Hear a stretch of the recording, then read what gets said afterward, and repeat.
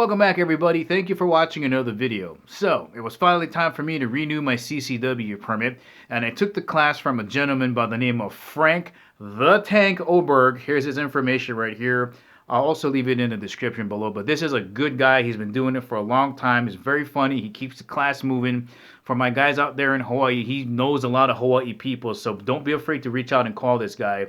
He's working out of an indoor range called Battlefield Las Vegas. This place is tremendous. It's right in the back of Circus. You can't miss it. It's got 50 caliber cannons, Vietnam helicopters, tanks, Humvees. The place where you take the class, as you're walking through it, it just smells like military surplus. It's an excellent learning environment.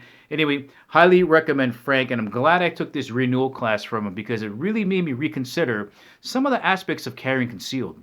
Alright, the first thing I want to bring up is no matter what firearm you're using for home defense or CCW, just leave it alone. Try to leave it as stock as possible. Don't modify it. And the main reason is, if you get into a courtroom situation, you want to give that prosecutor the least amount of information against you as possible to make you look like a murderer.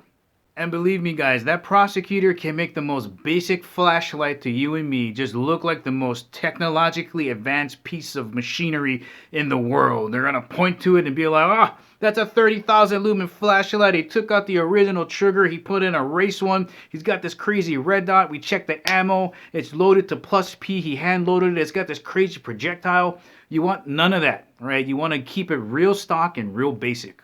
Now, if you're wondering what type of ammunition you should be using for home defense or self-defense, again, this is not legal advice, but I think it's good advice that was given in the class. Again, check with your state laws or county laws, because some of this ammunition might not be legal in your area.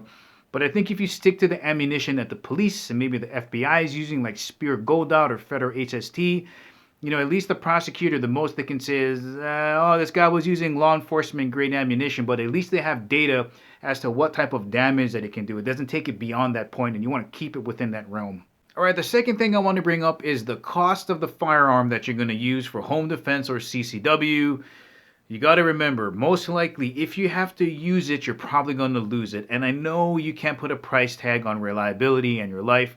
Some people are going to be out there like, well, are you going to trust your life to a cheaper firearm? And I would say, yeah, pretty much most of the brands out there are really reliable. You don't have to spend $900 on a pistol to defend yourself with a CCW. You don't have to spend $1,500 on a reliable rifle. You can get a lot done for a lot less. And I know in the grand scheme of things, you know, if you do have to defend yourself, the cost of the firearm is going to be a drop in the bucket. But just realize when you're out there shopping, maybe you consider that, because most likely if you have to use it, you're probably going to lose it. So don't let price dictate what you're going to use to defend yourself. There is no shame in getting something a little less expensive. Let's say you go into a gun store and you see a used Glock. It looks pretty beat up, and let's say, I don't know, it's like $500. Then out of the corner of your eye, you see this brand new fancy $900 whatever it is. Okay, you pick them both up and you can't feel that $400 to $500 difference. Just go with the Glock. It's going to be fine. It's going to do the same things. Just remember to maintain, clean, and train with that pistol, and you're going to be fine.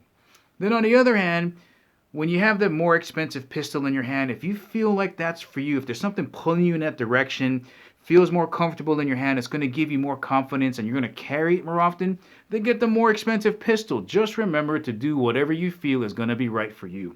Alright, so those are a few things to consider about doing CCW and home defense. In the next video, I'm going to cover a lot about the mental process that you should be prepared for and the financial situations that you can get yourself into if you have to defend yourself. But guys, thank you for watching. Don't forget to check out Frank's information in the description if you want to go check out his CCW class. Thank you for watching. I'll catch you in the next video.